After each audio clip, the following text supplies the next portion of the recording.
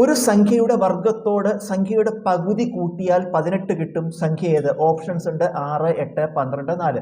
സംഖ്യ അറിയില്ല, സംഖ്യ എക്സ് എടുക്കുക. സംഖ്യയുടെ വർഗം എന്ന് പറഞ്ഞാൽ സംഖ്യയുടെ സ്ക്വയർ, അതായത് എക്സ് സ്ക്വയർ.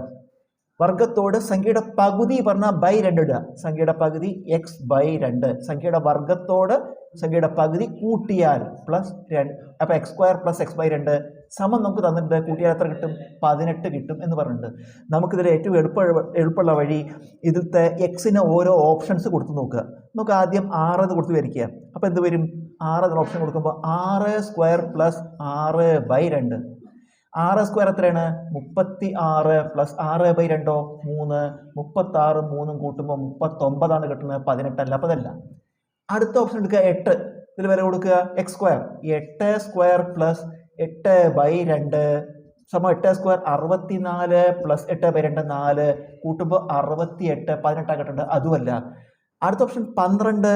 അപ്പോൾ x square plus x by 2 12 square plus 12 by 2 12 square 144 plus 12 by 2 6 കൂട്ടുമ്പോൾ 150, 18 കിട്ടുന്നത്. അതുമല്ല. അപ്പോൾ ഇതായിരിക്കും ഉത്തരം.